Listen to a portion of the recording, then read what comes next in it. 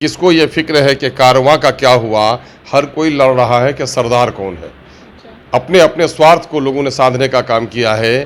देश में 30 करोड़ से ज़्यादा मुस्लिम आबादी है और उसको नेतृत्व वहाँ पर रिप्रेजेंटेशन उसका नहीं हो सका है। क्या मुसलमानों को नज़रअंदाज करके जनाधार आप चाह रहे हैं? दलितों को नज़रअंदाज करके आप जनाधार चाह रहे हैं?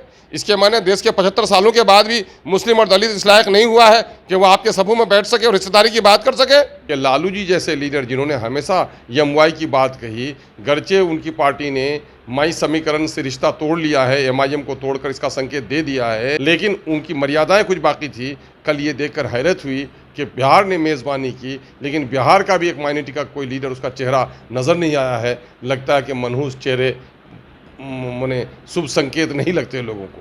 बीजेपी के संविधान विरोधी तमाम तर कार्यों पर किसी ने पड़खड़ होकर आवाज़ लगाई तो उसका नाम बैरिस्टर असदुद्दीन अवैसी है।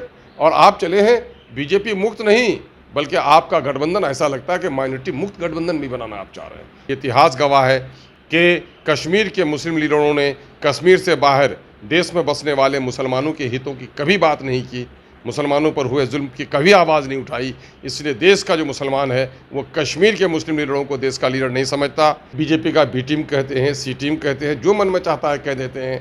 लेकिन नीतीश जी जिसने बीजेपी को स्थापित किया बिहार में, मैं तो कहता हूँ कछुए की सवारी है उनके साथ सफ़र करना, कब तैरे और कब डूब जाए कोई ठिकाना नहीं है। नमस्कार, आप देख रहे हैं लाइव बिहार, मैं आपके साथ रूपम। देखिए, कल विपक्षी एकता की बैठक हुई, लेकिन उसमें कई लोग नाराज दिख रहे हैं। कई लोगों का कहना है कि हमारी पार्टी को पूछा नहीं गया। अगर इतना ही विपक्षियों को देश की चिंता है कि भाई बीजेपी को भगाना है, तो हमारा सहयोग क्यों नहीं लिया गया। ऐसे ही एक पार्टी है एमआईएम की पार्टी। एमआईएम से हमारे साथ जुड़े हुए हैं अख्तरुल ईमान जी, जो कि यहाँ के प्रदेश अध्यक्ष हैं।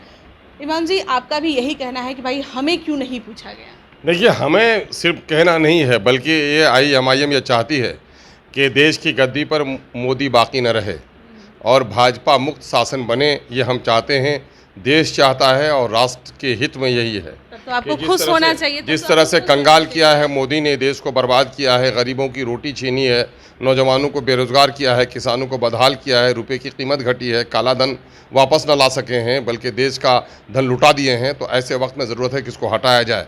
और जहाँ तक एक लार्जर अलायंस की ज़रूरत है, देश में कोई ऐसी पार्टी नहीं है जो तनहा अपने बलबूते पर यह लड़ाई लड़ सके। उसके लिए ज़रूरी था कि एक लार्जर गठबंधन बने और उस अलायंस के हिस्सादार सबको बनाया जाए। लेकिन कल जो कुछ यहाँ पर दर्शन कराया है लोगों ने, वो साफ संकेत इस बात का है कि किसको ये फिक्र है कि कारवां का क्या हुआ। हर कोई लड़ रहा है कि सरदार कौन है। अपने अपने स्वार्थ को लोगों ने साधने का काम किया है। देश में 30 करोड़ से ज़्यादा मुस्लिम आबादी है और उसको नेतृत्व वहाँ पर रिप्रेजेंटेशन उसका नहीं हो सका है। देश में बसने वाले ईसाइयों का और सिखों का भी वहाँ पर कोई रिप्रेजेंटेशन नहीं हो सका। दलितों की बड़ी नेत्री रही है बहन मायावती जी, उनको भी नज़रअंदाज किया गया है। तो क्या दलितों को और अक़लियतों को नज़रअंदाज करके कोई भी मूवमेंट सफल हो सकता है? एक बड़ा सवाल देश के सामने में है। और आप देखेंगे कि कई राज्य के लोग मुखिया भी यहाँ पर नहीं आए, चाहे तेलंगाना हो, आंध्रा हो, उड़ीसा हो, और कई लोग आए तो प्रेस से पहले ही चले गए। लगता है कि सब लोग अपने स्वार्थ को लेकर चल रहे हैं। एमआईएम इसी पर अपना चिंता व्यक्त करती है कि आखिर क्या वजह है कि लालू जी जैसे लीडर जिन्होंने हमेशा यमवाई की बात कही, गर्चे उनकी पार्टी ने मई समीकरण से रिश्ता तोड़ लिया है, एमआईएम को तोड़कर इसका संकेत दे दिया है, लेकिन उनकी मर्यादाएं कुछ बाकी थी। कल ये देखकर हैरत हुई कि बिहार ने मेज़बानी की, लेकिन बिहार का भी एक माइनॉरिटी का कोई लीडर, उसका चेहरा नज़र नहीं आया है। लगता है कि मनहूस चेहरे मने शुभ संकेत नहीं लगते लोगों को। और कहीं न कहीं से कश्मीर के मुस्लिम नेताओं को मंच पे रखकर थोपा जा रहा है। मैं आपको कहता हूँ, कश्मीर से लोगों को प्रेम है। कश्मीर के हिंदू, मुस्लिम, जो ब्राह्मण हैं, मुस्लिम हैं, सबसे लोगों को प्रेम है। लेकिन मैं दावे के साथ कहता हूँ, इतिहास गवाह है कि कश्मीर के मुस्लिम लीडरों ने कश्मीर से बाहर देश में बसने वाले मुसलमानों के हितों की कभी बात नहीं की, मुसलमानों पर हुए जुल्म की कभी आवाज़ नहीं उठाई। इसलिए देश का जो मुसलमान है वो कश्मीर के मुस्लिम लीडरों को देश का लीडर नहीं समझता। अगर देश के मुसलमानों की, देश की अक़लियतों की, दलितों की हित की अगर कोई बात करता है तो एमआईएम करती है, मुस्लिम लीग करती है, AIUDF करती है। और इन तमाम तो धड़ों को किनारा कर देना, हम मान लें कि हमको कहते हैं, आप बीजेपी का बी टीम कहते हैं, सी टीम कहते हैं, जो मन में चाहता है कह देते हैं। लेकिन नीतीश जी जिसने बीजेपी को स्थापित किया बिहार में, है ना, बहन आई वहाँ से नेत्री बंगाल की, बीजेपी के साथ खुद शासन किया है। इसमें 80% वो लोग हैं जिनका हमारे नेता ने कहा इनका ट्रैक रिकॉर्ड देख लो कि इनका क्या किनसे रिश्ता रहा है, और हमारा हमसे ज़्यादा फ्रंट लाइन पे कोई लड़ा ही नहीं, हमारे नेता से ज़्यादा किसी ने कली खोली ही नहीं। बीजेपी के तमाम तर नाकामियों को, बीजेपी के संविधान विरोधी तमाम तर कार्यों पर किसी ने पड़खड़ होकर आवाज़ लगाई तो उसका नाम बैरिस्टर असदुद्दीन अवैसी है। और आप चले हैं बीजेपी मुक्त नहीं, बल्कि आपका गठबंधन ऐसा लगता है कि माइनॉरिटी मुक्त गठबंधन भी बनाना आप चाह रहे हैं। ये कुछ सवालात थे जो हम लोगों ने खड़े किए।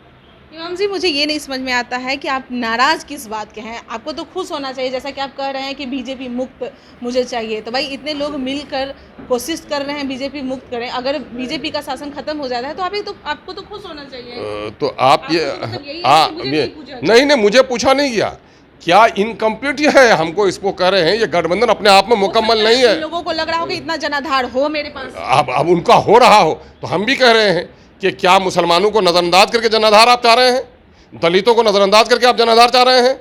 इसके माने देश के 75 सालों के बाद भी मुस्लिम और दलित इस लायक नहीं हुआ है कि वो आपके सफों में बैठ सके और रिश्तेदारी की बात कर सके। इसके माने यही है कि जो मनोवादी विचारधारा है, जो सामंतवादी विचारधारा है, उसी की पैरवी कर रहे हैं आप।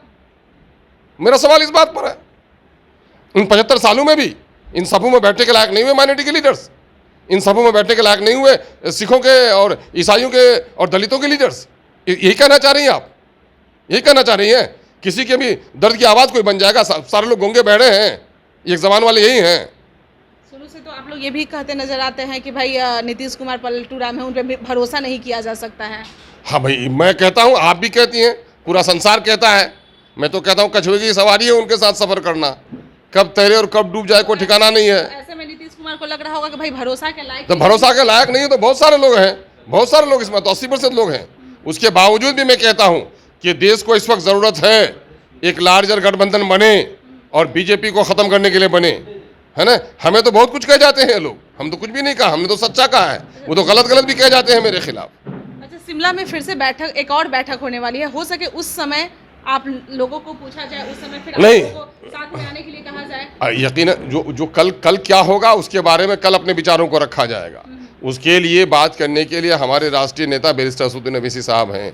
लेकिन मैं बिहार में रहता हूँ, बिहार में जो दर्शन कल हुआ है, प्रदर्शन इन लोगों का कल हुआ है, उस पर खेद भी है और चिंता भी है कि देश के हित में इस वक्त एक लार्जर गठबंधन बनाने की ज़रूरत है। और ये लोग जिस तरह से काट छाट कर अपने मनमुआफिक लोगों को लेकर चलना चाह रहे हैं, तो इसके माने सबको साथ लेकर चलने की शक्ति इसमें नहीं है।